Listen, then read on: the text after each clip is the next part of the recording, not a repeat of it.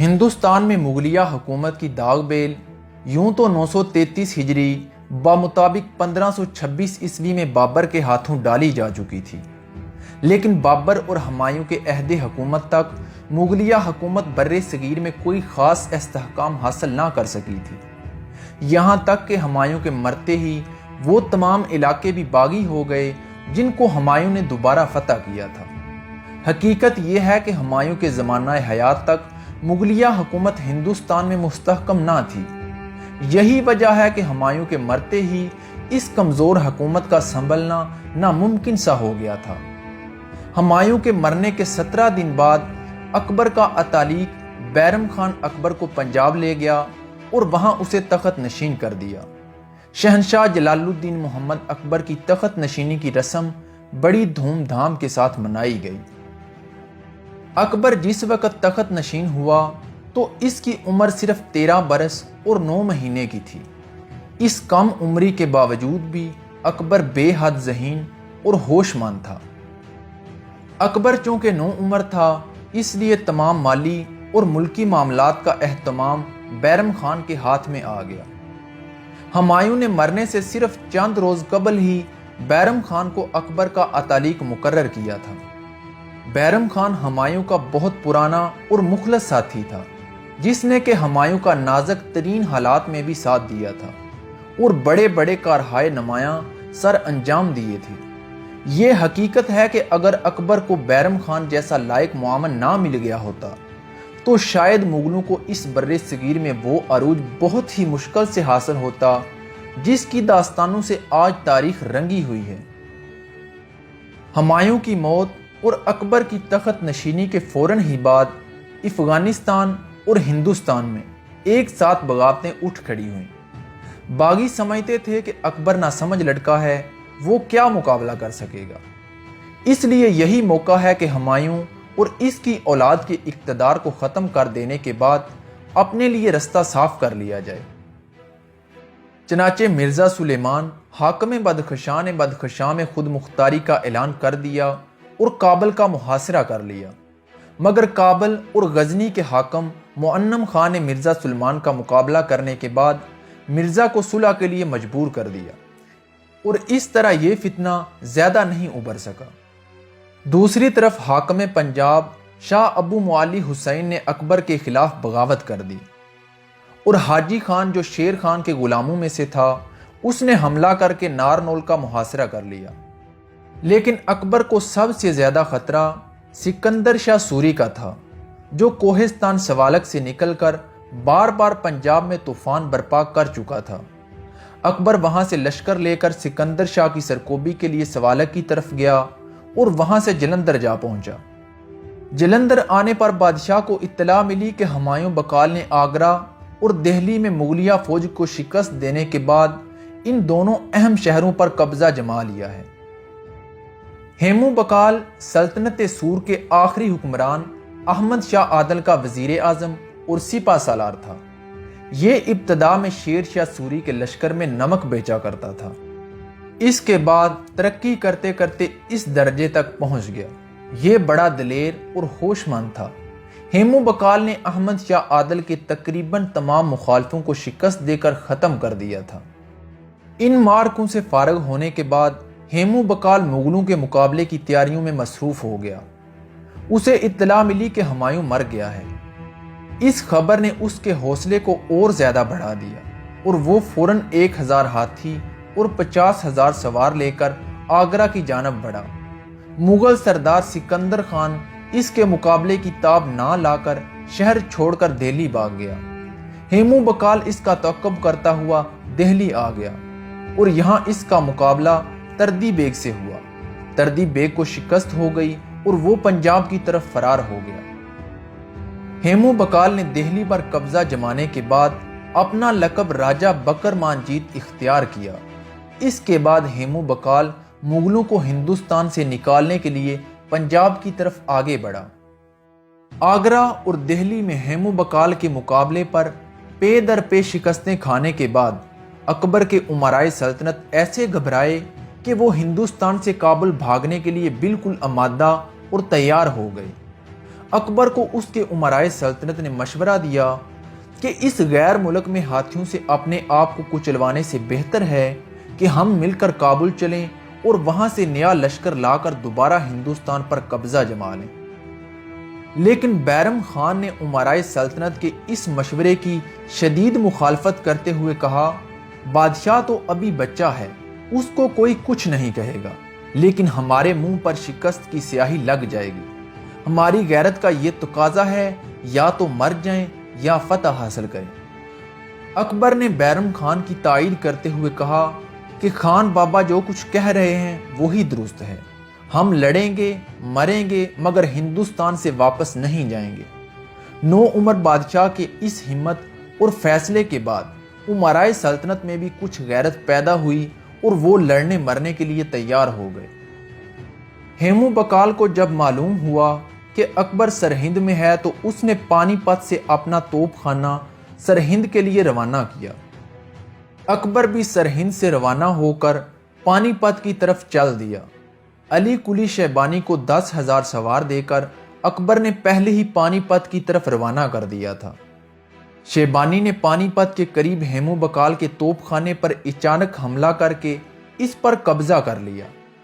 اسی دوران اکبر بھی باقی فوج کے ساتھ پانی پت پہنچ گیا۔ مغلوں کے لشکر میں بمشکل 20 سے 25,000 سوار تھے اور ہیمو بقال کے لشکر میں 1,000 ہاتھی اور 50,000 سوار تھے۔ بعض مورخوں کا یہ کہنا ہے کہ ہیمو بقال کے پاس 1 لاکھ سے کم سوار نہیں تھے۔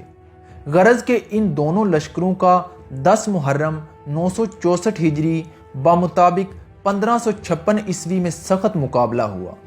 ہیمو بقال کے ساتھ پٹھانوں کے علاوہ راجپوتوں کی بھی ایک بہت بڑی جماعت تھی، جنہوں نے ایسی مردانگی کے ساتھ مغلوں کا مقابلہ کیا کہ مغلوں میں گھبراہٹ پیدا ہو گئی۔ مغلوں کے لیے سب سے بڑی دقت یہ تھی کہ ان کے گھوڑے ہاتھیوں سے ڈر ڈر کر بھاگنے لگے تھے۔ آخر مغل گھوڑوں سے اتر پڑے اور انہوں نے پا پیادہ ہو کر پوری طاقت سے حملہ شروع کر دیا، یہاں تک کہ ہیمو بقال کے لشکر کو مغلوں نے چاروں طرف سے گھیر لیا۔ ہیمو بقال بدستور ہاتھی پر بیٹھا ہوا جنگ میں مصروف رہا، لیکن ایک تیر ہیمو کی آنکھ میں ایسا لگا کہ وہ گدی پار نکل گیا۔ اس تیر کا لگنا تھا کہ ہیمو بقال کو شکست ہو گئی۔ ہیمو کو گرفتار کر کے اکبر کے سامنے لایا گیا تو بیرم خان نے اس کو قتل کرنے کا مشورہ دیتے ہوئے کہا، اس کافر کو قتل کیجئے تاکہ آپ غازی کہلائیں اور ثواب عظیم حاصل کر سکیں۔ لیکن اکبر نے جواب دیا کہ اس نیم مردہ قیدی کو مار کر نہ ہم غازی بن سکتے ہیں اور نہ ہی کوئی ثواب حاصل کر سکتے ہیں۔ بادشاہ کے اس جواب کے باوجود بیرم خان نے ایک ہی ہاتھ میں اس کا سر تن سے جدا کر دیا۔ اس طرح اکبر کو وہ تاریخی فتح حاصل ہو گئی جس کے بعد ہندوستان میں حکومت مغلیہ کا ایک نیا دور شروع ہوا۔ یہ عجیب اتفاق ہے کہ اکبر کے دادا بابر کی حکومت بھی پانی پت کے میدان میں فتح حاصل کرنے کے بعد قائم ہوئی تھی، اور اکبر کی حکومت کا بھی دور اسی پانی پت کے میدان میں فتح حاصل کرنے کے بعد شروع ہوا۔ پانی پت کی فتح کے دوسرے دن اکبر فاتحانہ شان کے ساتھ دہلی کے اس تاریخی شہر میں داخل ہوا جہاں 30 برس پہلے اس کا دادا بابر بھی اسی طرح داخل ہوا تھا۔ شہر کے باشندوں نے بڑی گرم جوشی کے ساتھ اکبر کا استقبال کیا۔ اکبر کے دہلی میں قدم رکھتے ہی آگرہ تو پہلے ہی فتح ہو چکا تھا۔ اب خان زمان خان نے احمد شاہ عادل کے امراء کو شکست دینے کے بعد سنبھل سے لے کر لکھنؤ تک اور اعلی آباد سے لے کر جونپور تک کا علاقہ فتح کر لیا۔ اس طرح پشاور، پنجاب، دہلی اور آگرہ کے بعد اودھ کا علاقہ بھی مغلیہ حکومت میں شامل ہو گیا۔ 966 ہجری بمطابق 1558 عیسوی میں اکبر کو آگرہ میں اطلاع ملی کہ افغانوں کی ایک قوم جو میانہ کہلائی جاتی ہے اس نے سرونج میں فتنہ برپا کر دیا ہے۔ اس اطلاع کے پاتے ہی فوراً افغانوں کی سرکوبی کے لیے لشکر روانہ کیا گیا اور سرونج کا علاقہ فتح ہو گیا۔ بیرم خان کے قتل کے بعد اکبر نے اختیارات سنبھالنے کے بعد سب سے پہلے قلعہ گواریار کی جانب توجہ کی۔ یہ قلعہ ناقابل تسخیر سمجھا جاتا تھا۔ یوں تو قلعہ مان کوٹ کی فتح کے بعد ہی اس قلعے کو فتح کرنے کی مہم شروع ہو گئی تھی، لیکن ابھی تک یہ قلعہ فتح نہیں ہوا تھا۔ اکبر نے 1559 عیسوی میں حبیب علی خان، مراد علی سلطان اور ایک پوری جمعیت کو گوالیار روانہ کر دیا تھا تاکہ وہ اس قلعے کو فتح کرنے میں کبا خان کی مدد کریں۔ کبا خان نے کئی مہینے سے قلعہ گوالیار کا محاصرہ کر رکھا تھا۔ بیل خان، جس نے گوالیار قلعے پر قبضہ جما رکھا تھا، نئی جمعیت کے آنے سے بے حد پریشان ہوا۔ آخر اس نے قلعے کی کنجیاں امرائے سلطنت کے حوالے کر دیں اور اطاعت قبول کرنے کے بعد بادشاہ کی خدمت میں حاضر ہو گیا۔ قلعہ گوالیار کی فتح اکبر کی پہلی فتح تھی اور اس فتح کا ساری مملکت پر بہت اچھا اثر پڑا۔ گوالیار کے بعد اکبر مالوا کی فتح کی جانب متوجہ ہوا۔ مالوا پر باز بہادر کا قبضہ تھا۔ باز بہادر شجاعت خان کا بیٹا تھا۔ شیر شاہ سوری نے اپنے عہد حکومت میں مالوا کی حکومت شجاع خان کے سپرد کر دی تھی۔ شجاع خان کے مرنے کے بعد اس کا بیٹا باز بہادر جانشین ہوا۔ باز بہادر نہایت ہی عیاش نوجوان تھا۔ مالوا کی رعایا نے باز بہادر کے اس اعمال سے تنگ آ کر اکبر سے فریاد کی کہ اکبر فوراً مالوا کی فتح کے لیے لشکر روانہ کرے۔ اکبر نے ایک لشکر اودم خان کی سرکردگی میں مالوا پر حملے کے لیے بھیجا۔ اکبر کے ابتدائی دور حکومت میں اودھ اور بہار کا سارا علاقہ شورش پسندوں سے بھرا پڑا تھا۔ اس کی وجہ یہ تھی کہ شیر شاہ سوری کے دور حکومت سے لے کر ہمایوں کی آمد تک اودھ اور بہار کے علاقے ہی پٹھانوں کی سرگرمیوں کا مرکز بنے رہے تھے۔ چنانچہ ہیمو بکال کا وہ فتنہ جس نے مغلیہ حکومت کو قائم ہوتے ہوتے اکھاڑ پھینکا تھا، اس خطرناک علاقے سے اٹھا تھا۔ اکبر نہایت ہی دور اندیش حکمران تھا۔ اس نے یہ سمجھ لیا تھا کہ جب تک بہار اور اودھ پر پوری طرح تسلط نہیں ہوگا، اس وقت تک مغلیہ حکومت کی مشکلات کا خاتمہ ناممکن ہے۔ اسی لیے اس نے ابتدا ہی سے اودھ کی جانب خاص طور پر توجہ کرنی شروع کر دی۔ یوں تو سنبھل سے لے کر لکھنؤ تک اور اعلی آباد سے لے کر جونپور تک کا علاقہ سلطنت مغلیہ میں شامل ہو چکا تھا، لیکن بیرم خان کے جھگڑے نے اس علاقے کے افغانوں میں نئے سرے سے شورش پیدا کر دی تھی۔ چنانچہ انہوں نے خاندان سور کے آخری بادشاہ عادل کے بیٹے کو اپنا سردار بنایا اور اسے شیر خان کا خطاب دیا۔ گویا انہوں نے ہندوستان میں نئے سرے سے پٹھان حکومت کے قیام کی تیاریاں شروع کر دیں اور خان زمان پر حملے شروع کر دیے۔ ان حملوں کا نتیجہ یہ ہوا کہ خان زمان اپنے لشکر لے کر میدان میں آ گیا اور پٹھانوں اور مغلوں میں پھر ایک بار فیصلہ کن جنگ چھڑ گئی۔ ان جنگوں میں مغلوں کو فتح ہوئی اور خان زمان کو بے انداز خزانہ اور ہاتھی اور گھوڑے ملے۔ اگرچہ اکبر سے قبل مسلمان بادشاہ سینکڑوں سال تک ہندوستان پر حکومت کر چکے تھے، لیکن ان میں سے کسی ایک بادشاہ کی بھی یہ جرت نہ ہوئی تھی کہ وہ اڑیسہ کو تسخیر کر سکے۔ اس کی وجہ یہ تھی کہ اڑیسہ کا علاقہ خطرناک جنگلوں اور پہاڑوں سے گھرا ہوا تھا، جن سے گزر کر اس علاقے کو فتح کرنا کوئی آسان کام نہیں تھا۔ اس لیے بہار اور بنگال کے اکثر باغی بھاگ کر اڑیسہ چلے جاتے تھے اور اس علاقے کی خرابی کی وجہ سے کوئی بھی ان کا تعقب نہیں کرتا تھا۔ چنانچہ ابراہیم سور نے بھی بنگال سے بھاگ کر اسی علاقے میں پناہ لی تھی اور بنگال کا حاکم سلیمان کرانی اس کا کچھ بھی نہ بگاڑ سکا۔ اکبر پہلا بادشاہ تھا جس نے اس دشوار گزار علاقے کو فتح کرنے کی جانب توجہ دی۔ اکبر نے اس علاقے میں یورش کرنے سے قبل حسن خان اور ایک رقاصہ جس کا نام مہا پاتر تھا اور جو موسیقی اور شاعری میں بے مثل تھی، اس ملک کے راجہ مکند کے پاس بطور قاصد بھیجا۔ انہوں نے راجہ کو مشورہ دیا کہ وہ لڑے بغیر اکبر کی اطاعت قبول کر لے۔ راجہ نے ان دونوں کی بڑی تعظیم کی اور اطاعت قبول کرنے کے بعد بہت سے تحائف اکبر کو بھیجے اور یہ کہلوا بھیجا کہ ہر وقت بادشاہ کے لیے خون بہانے کے لیے تیار ہوں۔ اکبر کو راجہ مکند والی اڑیسہ کی اطاعت قبول کرنے سے بے حد خوشی ہوئی۔ اور اس طرح بغیر لڑے اڑیسہ کا دور دراز تک کا علاقہ 1564 عیسوی میں حکومت مغلیہ میں شامل ہو گیا۔ اکبر اپنے لشکر کے ہمراہ مالوا کی طرف جا رہا تھا۔ اس سفر میں رانا اودے سنگھ کا بیٹا سگت سنگھ بھی بادشاہ کے ہمراہ تھا۔ بادشاہ نے سگت سنگھ سے کہا، ہندوستان کے تقریباً تمام بڑے بڑے راجے اور مہاراجے ہماری خدمت میں آ چکے ہیں، لیکن رانا اودے سنگھ ہماری قدم بوسی کے لیے حاضر نہیں ہوا، یہ کیا بات ہے؟ اس کے بعد اکبر نے مذاق کے طور پر سگت سنگھ سے پوچھا، اگر ہم رانا پر حملہ کریں تو تم ہماری کیا خدمت کرو گے؟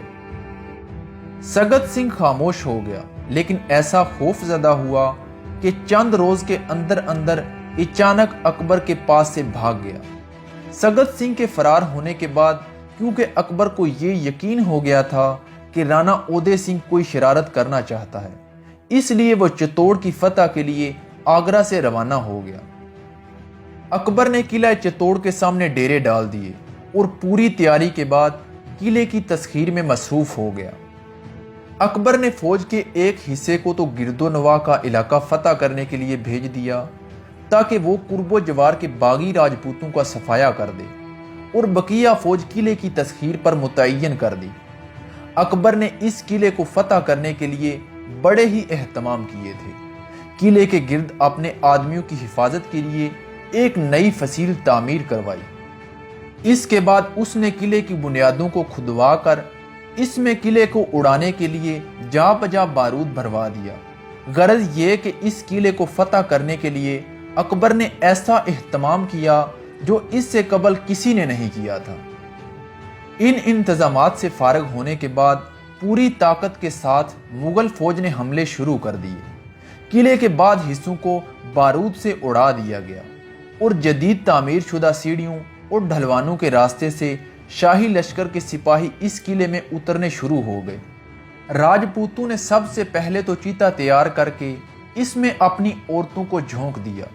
اس کے بعد شاہی فوج پر ٹوٹ پڑے اور بہادری کے ساتھ لڑے۔ رانا کے محل پر اور مہادیو کے مندر پر بڑی خون ریزی ہوئی۔ قلعے کے ہر محلے اور ہر گوشے پر سخت جنگ کرنی پڑی۔ راجپوت بڑی دلیری کے ساتھ اس قلعے کے ایک ایک انچ کے لیے لڑے۔ غرض یہ کہ بڑی ہی دشواری اور محنت کے بعد 1568 عیسوی میں چتوڑ کے قلعے پر اکبر کا قبضہ ہو گیا۔ اکبر جب چتوڑ کے قلعے کی فتح کے لیے روانہ ہوا تھا تو اس نے یہ منت مانی تھی کہ اگر مجھ کو یہ فتح نصیب ہوئی تو میں پاپیادہ حضرت خواجہ معین الدین چشتی کے روضہ مبارک کی زیارت کے لیے اجمیر جاؤں گا۔ چنانچہ اس فتح کے بعد اکبر پاپیادہ درگاہ شریف پہنچا اور حاضری کے بعد 10 روز تک اجمیر ہی میں رہا اور اس کے بعد شکار کھیلتا ہوا آگرہ واپس آ گیا۔ 1577 عیسوی میں اکبر کی فتوحات کی نہ صرف ہندوستان میں بلکہ دوسرے ملکوں میں بھی دھوم مچی ہوئی تھی، یہاں تک کہ 1595 عیسوی تک فتح کشمیر کے بعد مغل فوجیں تبت میں داخل ہو گئیں اور راستے کی خرابی کی وجہ سے ان کو واپس آنا پڑا۔ دوسری طرف مغل لشکر جو دکن کی فتح کے لیے 1592 میں دکن میں داخل ہوا تھا، تقریباً 9 سال تک دکن کی فتوحات میں مشغول رہنے کے بعد 1602 عیسوی میں فارغ ہوا۔ ان فتوحات کے بعد کابل، قندھار اور کشمیر سے لے کر دکن تک اور سندھ اور گجرات سے لے کر بنگال اور اڑیسہ تک مغلوں کی حکومت قائم ہوگی۔ یہ اتنی بڑی حکومت تھی کہ اس سے قبل ہندوستان کے کسی بادشاہ کو بھی میسر نہ ہوئی تھی۔